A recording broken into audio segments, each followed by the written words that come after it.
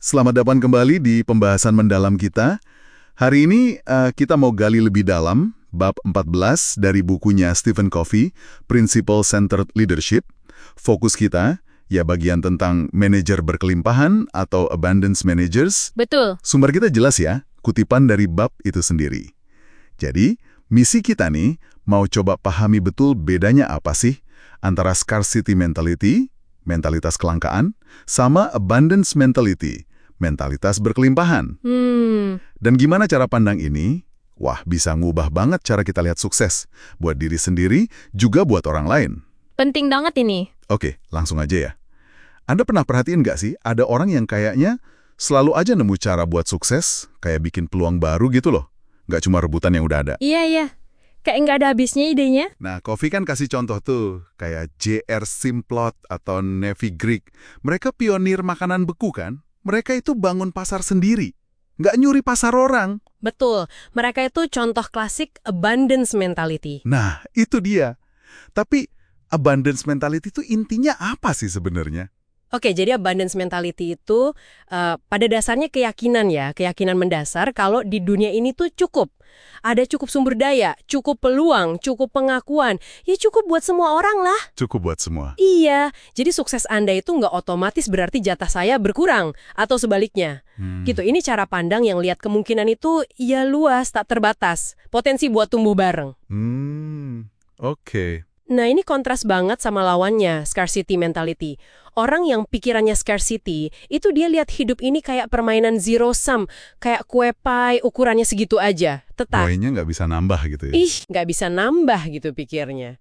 Jadi kalau orang lain dapat potongan gede, wah, berarti jatah saya jadi lebih kecil dong, gitu kan. Wah, iya, kebayang. Akibatnya apa ya? Mereka jadi susah. Bahkan mungkin nggak bisa ya merasa tulus bahagia kalau lihat orang lain sukses. Entah itu teman kantor yang naik jabatan, teman yang capai target, atau bahkan ya tetangga beli mobil baru aja bisa jadi masalah buat dia. Merasa tersaingi gitu ya? Iya, ada rasa terancam. Seolah-olah suksesnya orang lain itu ngambil sesuatu dari dia, ngerugiin dia. Covey bilang ini sering akarnya dari ya pengalaman hidup yang kompetitif banget, atau bahkan sistem, kayak sistem pendidikan kita kadang-kadang, yang terlalu fokus ke ranking, perbandingan. Oh iya juga ya, kita dibanding-bandingin terus. Nah, itu bisa bikin kita merasa nilai diri kita itu tergantung dari ya seberapa kita lebih unggul dari yang lain. Itu bibit scarcity. Oke. Jadi kalau pengalaman kompetitif bisa menanamkan scarcity, terus gimana dong cara keluarnya? Covey kan bilang, jadi pribadi yang principle-centered itu penting ya, berpusat pada prinsip. Gimana tuh hubungannya? Tepat sekali, hubungannya erat banget kata Covey. Jadi waktu kita berusaha hidup berpusat pada prinsip-prinsip universal, kayak integritas, adil, jujur, potensi manusia, kita itu kayak membangun fondasi rasa aman internal yang kokoh. Rasa aman dari dalam diri ya? Iya, dari dalam. Rasa aman ini nggak goyah cuma karena omongan orang, atau dibandingin sama orang lain, atau pencapaian luar aja.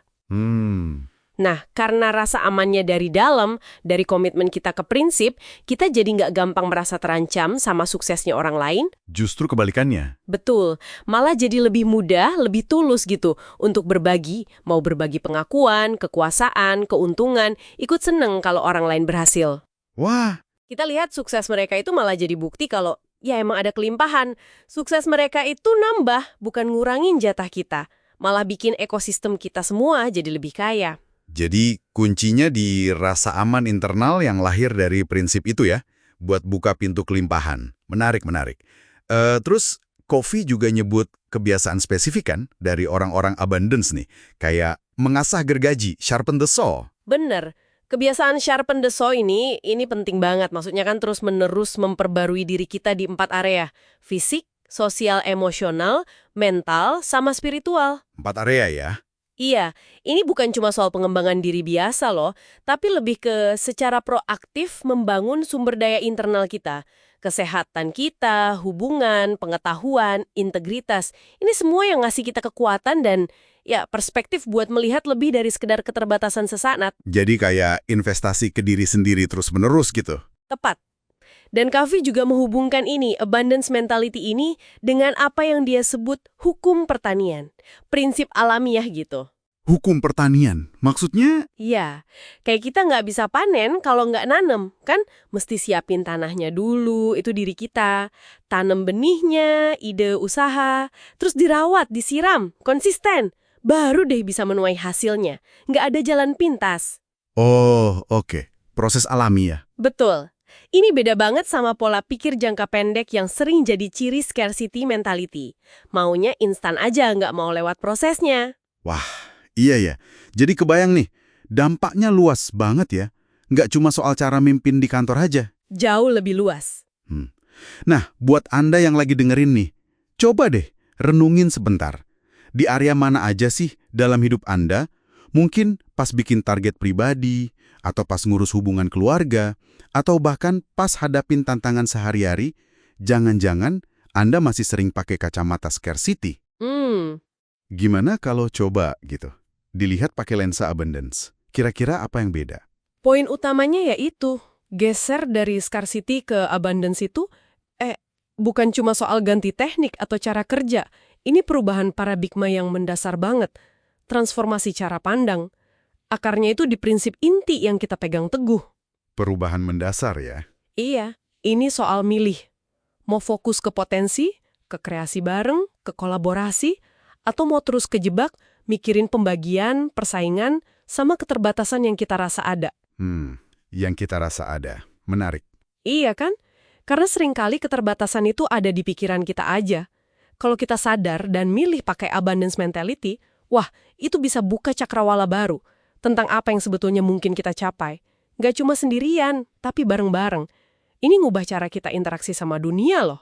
Oke, sebagai penutup nih ya, mungkin ada satu pertanyaan buat kita bawa pulang, buat direnungkan sama pendengar juga. Boleh? Seberapa sering sih Anda, mungkin nggak sadar ya, lihat satu situasi, entah itu proyek di kantor, dinamika pertemanan, atau bahkan soal bagi waktu dan energi pribadi, sebagai permainan zero sum, yang kalau satu pihak untung, pihak lain pasti rugi. Pertanyaan bagus. Coba deh, identifikasi satu area aja dalam hidup Anda sekarang. Terus, gimana kalau Anda coba secara sadar gitu, terapkan abundance thinking di sana? Kira-kira, peluang baru apa, atau solusi baru apa yang mungkin muncul, yang tadinya nggak kepikiran? Karena kehalang sama asumsi, wah ini terbatas nih sumber dayanya. Iya. Apa yang mungkin terbuka ya kalau kita ganti lensanya? Nah, itu dia. Sesuatu buat Anda eksplorasi lebih lanjut.